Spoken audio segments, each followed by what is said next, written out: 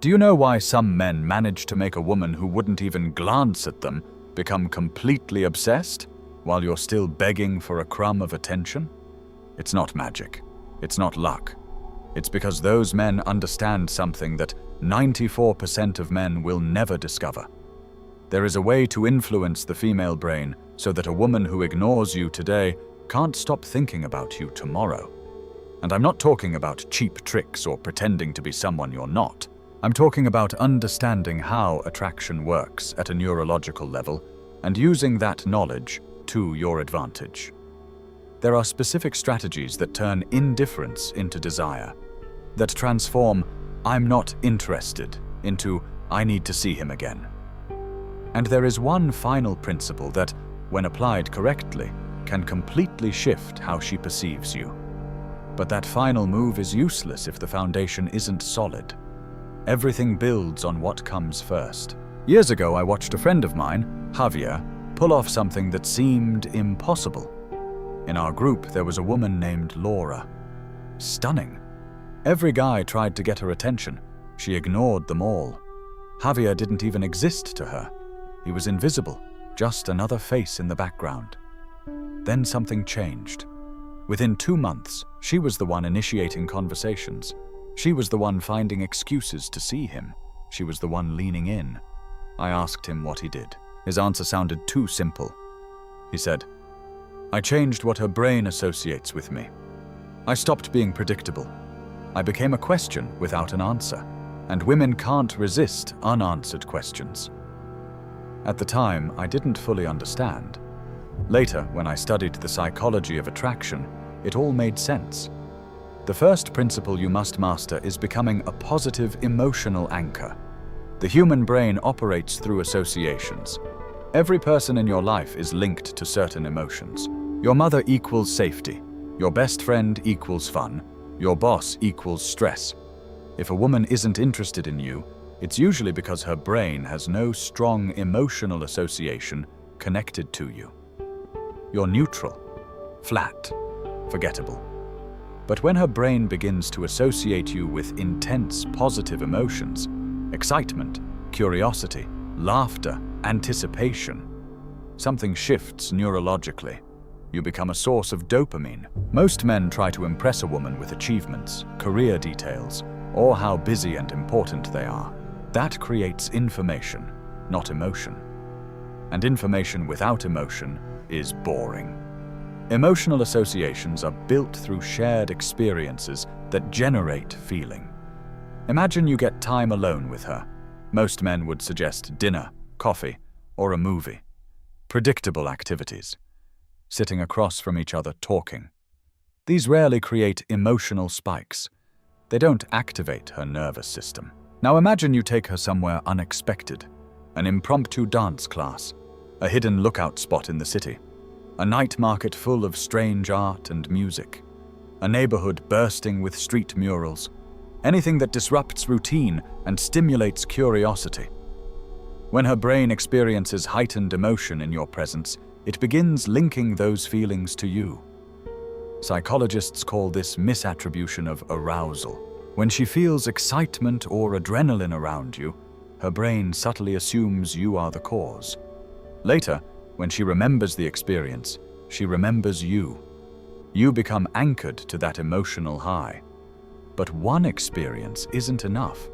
Consistency matters. Every interaction must reinforce the association. Each message, each conversation, each encounter should leave her feeling slightly better than before. Not euphoric every time, just elevated. Men who fail do the opposite. They create stress with needy texts. They bore her with repetitive conversations. They push intensity too soon. Her brain then links them to anxiety, discomfort, or pressure. Once that negative association forms, it's hard to reverse. Here's the rule. Every interaction must be an emotional deposit, never a withdrawal. When enough deposits accumulate, her brain begins seeking you out. You become her emotional reward. But that's only the beginning. There is a second dynamic that amplifies everything, becoming a question without an answer. The human brain is wired to solve puzzles. When something remains incomplete, it occupies more mental space.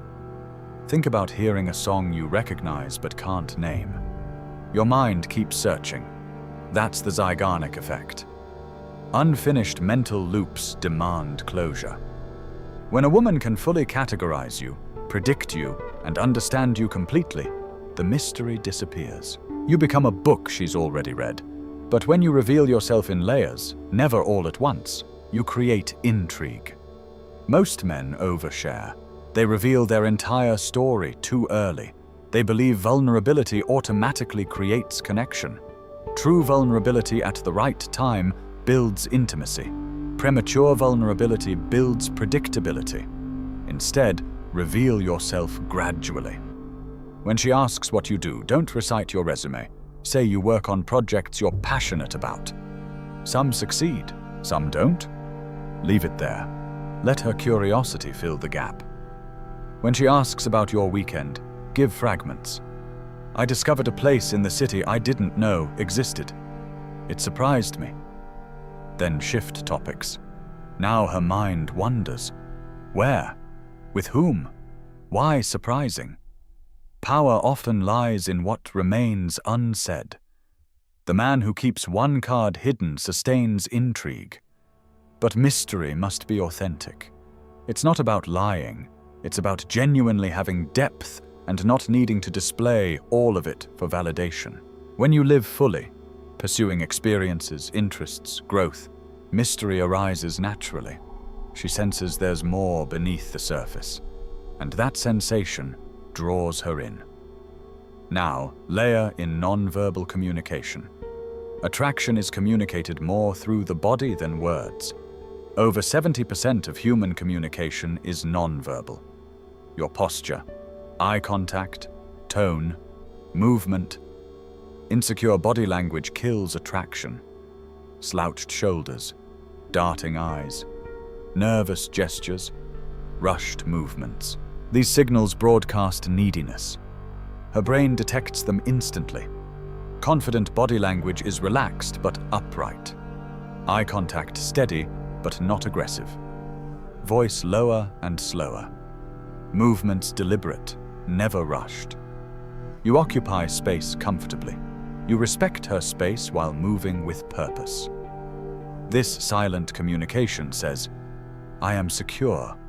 I don't need validation. I enjoy your presence, but I don't depend on it. Then comes sexual tension without explicit words. Tension is built through calibrated proximity, through pauses, through eye contact that lingers just a second longer, through subtle touches that are socially natural but emotionally charged, guiding her gently by the lower back while walking, leaning in to speak into her ear in a noisy place. Small moments that activate her nervous system without crossing boundaries. The key is calibration. If she relaxes, continue. If she tightens, step back. Respect always, pressure never. When done correctly, attraction becomes physical and emotional at once. Scent is another underestimated tool. Smell connects directly to the limbic system, the emotional center of the brain. A consistent signature fragrance becomes an unconscious anchor. When she smells something similar elsewhere, she thinks of you. Anxiety, however, destroys everything. Women detect tension instantly. Overthinking, forced calmness, mental pressure. It shows. Real calm comes from preparation and self-assurance. Before seeing her, connect with someone who reminds you of your value. Enter grounded, not seeking approval. Social value also plays a role. Status is not declared. It's observed. How do others treat you? How do you treat them? When you interact naturally with waiters, strangers, friends, and receive respect in return, her brain registers value. Even small actions matter. Paying the bill quietly, without spectacle, signals maturity and security. Silent leadership speaks louder than grand gestures. Now comes the most counterintuitive principle. strategic restraint. When attraction builds and momentum feels strong, your instinct says to push forward. Secure the kiss. Lock in the next step. But restraint is more seductive than pursuit. Imagine an incredible date filled with connection. The moment feels perfect.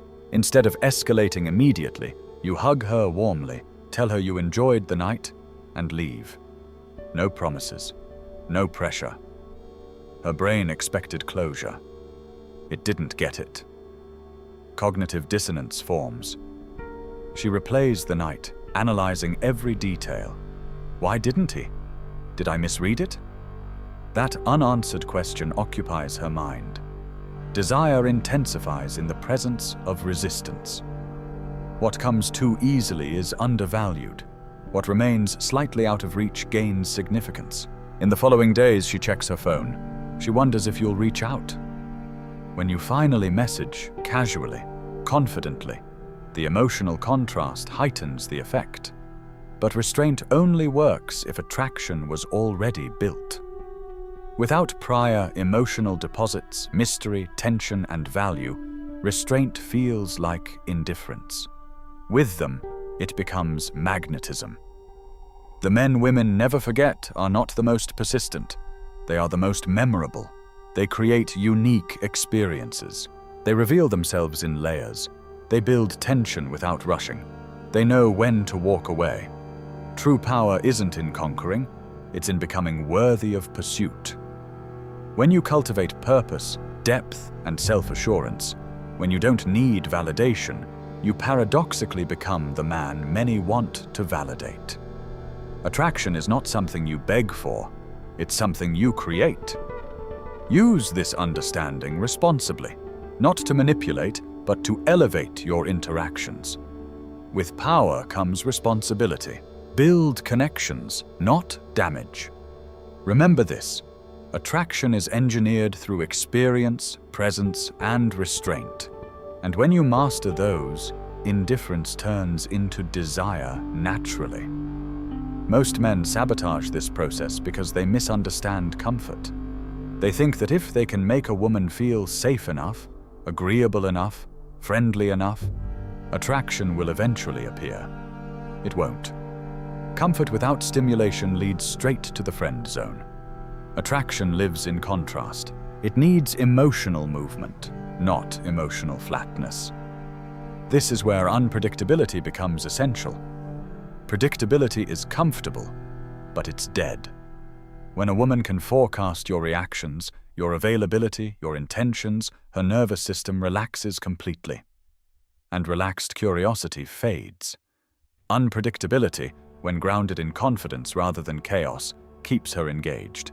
It doesn't mean being erratic. It means not being easily readable. That's why revealing yourself in layers is so powerful. Each interaction gives her a little more information, but never the full picture. She begins to build hypotheses about you.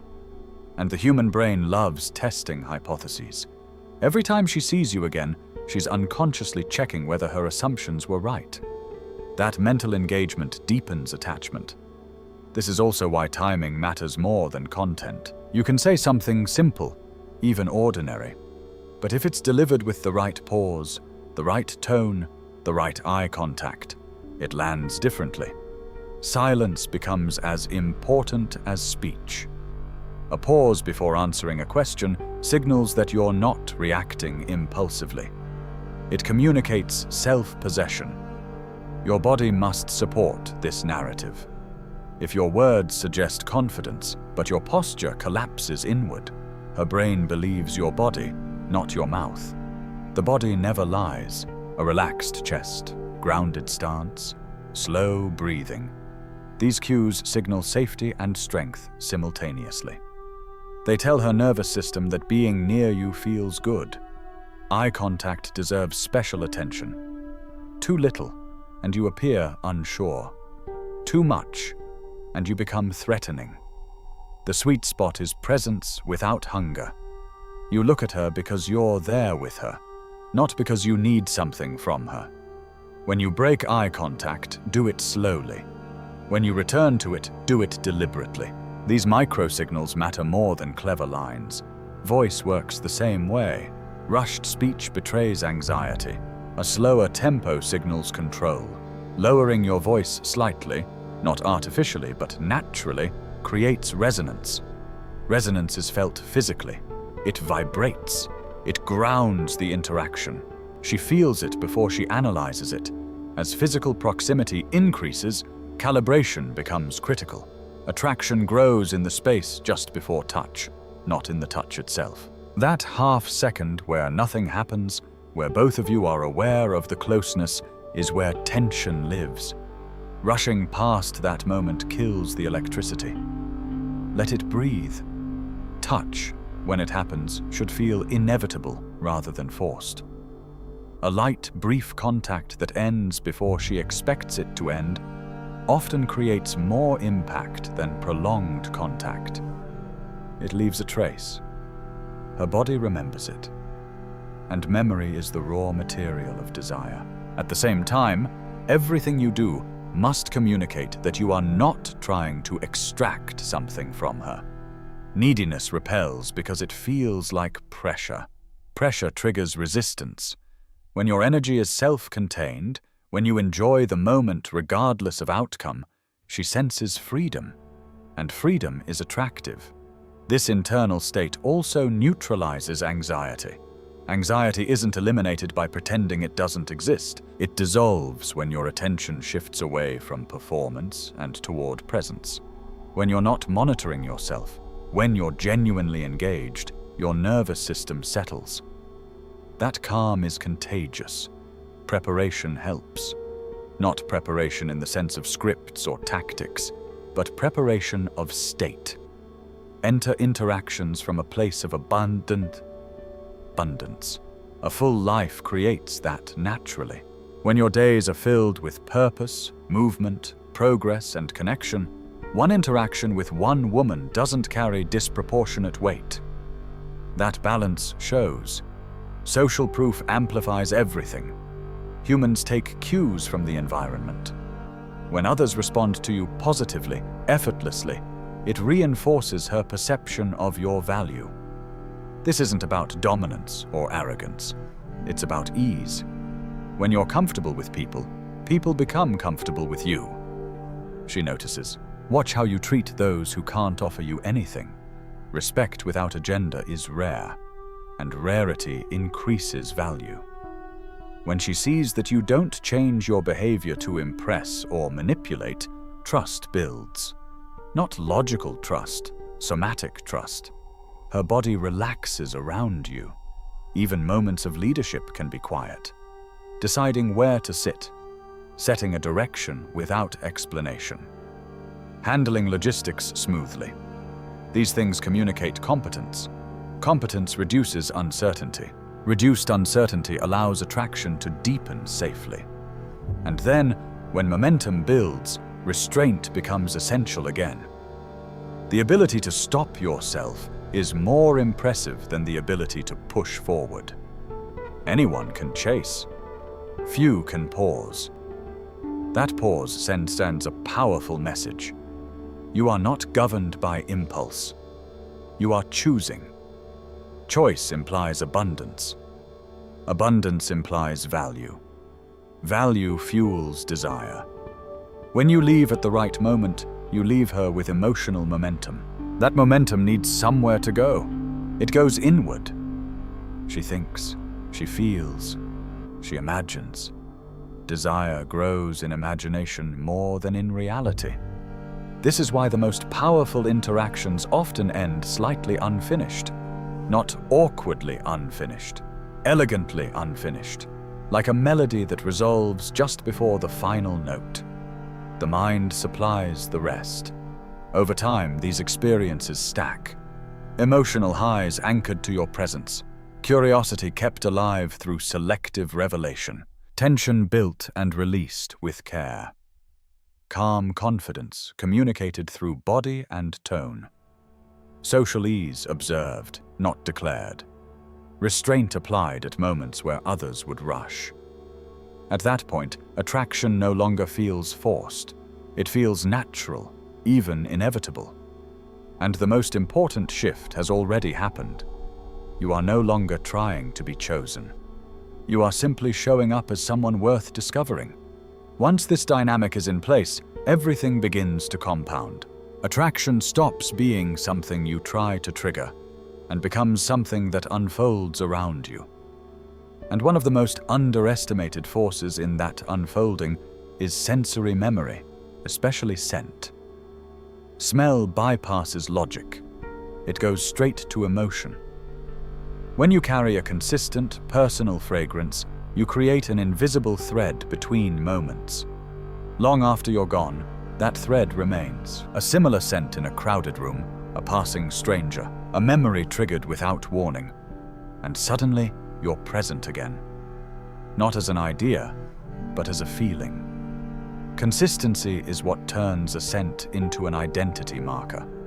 Not loud, not overpowering, subtle, recognizable, unmistakably you. Over time, it becomes part of how her nervous system recognizes safety, excitement, familiarity. This is not manipulation, it's coherence. Everything about you sends the same message. That same coherence must apply to your emotional state. Visible anxiety erodes attraction faster than almost anything else. Anxiety signals internal instability, and instability feels unsafe. The key is not to suppress anxiety, but to arrive already regulated, grounded, centered, calm, not because you're pretending, but because your life supports it. Before an interaction, shift your nervous system deliberately. Connect with someone who sees you clearly. Move your body. Breathe deeply. Remind yourself of momentum already present in your life. When you arrive from fullness rather than need, everything changes. You're no longer asking the interaction to give you something. You're sharing something that already exists. This internal posture is what allows you to demonstrate social value without ever talking about it. Social value isn't about status symbols or dominance. It's about how smoothly you move through the world, how people respond to you, how you respond to them. When you're treated with ease and respect by strangers, when conversations flow naturally around you, it sends a quiet signal. She picks it up instantly. The way you handle small moments matters more than grand gestures. Paying a bill without comment, choosing a direction without hesitation, managing time calmly. These behaviors communicate leadership without performance. They say you're capable, that you're reliable, that being near you reduces friction. And then there is the principle that ties everything together: restraint. Strategic, intentional restraint. Not withdrawal, not coldness, but the ability to stop when everything in you could go further. This is where most men lose their edge. The moment attraction appears, they rush to secure it. They mistake momentum for urgency, but urgency collapses desire. Restraint preserves it. When you choose not to close every loop immediately, you create space. That space becomes imagination, and imagination is where desire grows strongest. When you leave something unresolved, at the peak, not the valley, her mind continues the experience without you. You've exited physically, but emotionally you remain. This creates cognitive dissonance. Her expectations didn't match the outcome. Her brain seeks resolution. It replays moments. It searches for meaning. In doing so, it invests more energy. And energy invested becomes attachment. But restraint only works when it's congruent with everything that came before. Without warmth, it feels like rejection. Without tension, it feels like indifference. With emotional anchoring, curiosity, nonverbal confidence, and subtle connection, restraint becomes magnetic. The men who leave the deepest impression are not the loudest or the most persistent. They are the most composed. They know when to lean in and when to step back. They understand that desire is not linear. It pulses, it builds and releases. and timing is everything. Over time, these moments accumulate into a pattern. She doesn't just remember you. Her body remembers how it feels around you. Calm, energized, curious, seen without pressure. That somatic memory becomes a reference point. Other interactions feel flat by comparison. This is why such men often become difficult to replace. They didn't just say the right things, they created an experience that engaged the whole nervous system. Emotional highs anchored to presence, mystery sustained through layered revelation, safety communicated through grounded confidence, excitement sparked without force. And here's the deeper truth beneath all of it. The goal was never to control attraction. The goal was to become someone whose presence naturally invites it. When your life has direction, when your identity is stable, when your attention is disciplined, attraction becomes a side effect. This understanding carries responsibility. These principles are powerful. They can influence emotions deeply. Used carelessly, they can confuse or hurt. Used consciously, they can create meaningful connection. The difference lies in intention. If your goal is validation, you will misuse them. If your goal is ego, you will over-apply them. But if your goal is alignment, to meet someone from a place of wholeness, these principles help you show up clearly and honestly. The paradox is simple. When you no longer need to be chosen, you become more choosable. When you stop chasing outcomes, outcomes find you. When you focus on who you are rather than what you can get, attraction follows naturally. Attraction is not begged for, it's built. It's engineered through presence, consistency, and restraint, through experiences that leave traces, through moments that don't rush to end. And when you understand this, you stop trying to convince anyone of your value. You let your way of being speak. You let silence work. You let space do its job. Because in the end, the most compelling invitation isn't pursuit. It's the quiet confidence of someone who is already complete, and therefore worth discovering.